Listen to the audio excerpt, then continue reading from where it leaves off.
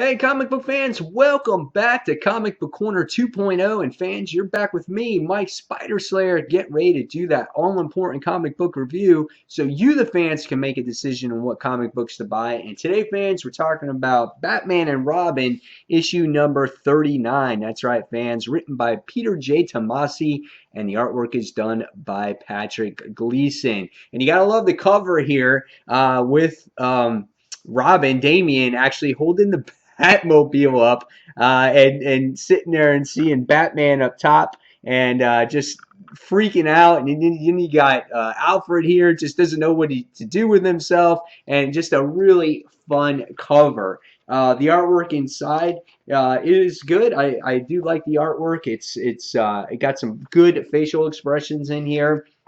We can see Damian at times just pissed off at some of the bad guys in here. Really cool when he's flying to pretty much the top of the atmosphere of the Earth with some of Gotham's most wanted or whatnot. And then you get to some other parts of the issue in here, which is really well done, where you have him flying, holding the boat with Bruce Wayne in it as well. And then again, Alfred just doesn't know what to do. He's kind of like beside himself. And some good action shots as they're trying to test Damian's powers here. So what did I think of this issue? What was the story about? Again, first off, like I said in the beginning, you get to see Damian again using his powers, going against Killer Croc, and he goes and he captures Penguin and whatnot. And he says, you cause trouble here, you cross that fine line, and he sets them an example there of bringing them almost into space where they could possibly die, which is 30,000 feet in the air. And he flies up and he's testing them.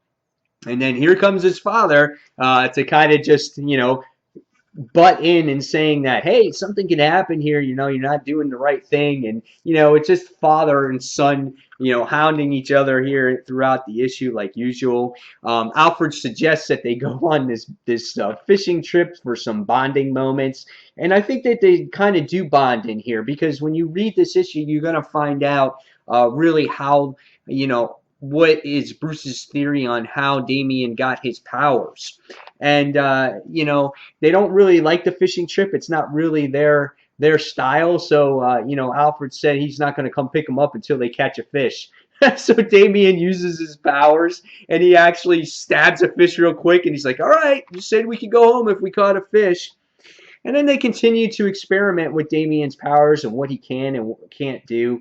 He is getting kind of tired of being like this guinea pig, but Bruce is kind of set saying that, these powers will fail you one time. You got to rely on your instincts, the things that you've always learned over the years, and your natural abilities, not always rely on these powers, because they will betray you. And kind of like Damian's kind of like, shoving the whole thing out, and whatnot, and they wind up, going against these tanks and whatnot, and he's like, I can't feel a thing, and he's banging his head against the tanks and stuff like that, and he's like, hey, that's not a good thing.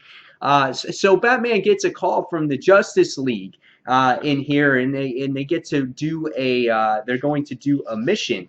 And there were some good and interesting character moments in here with Superman and Damian, which was interested in them, shaking hands with each other, because at this point you got to think that they're just as powerful as each other.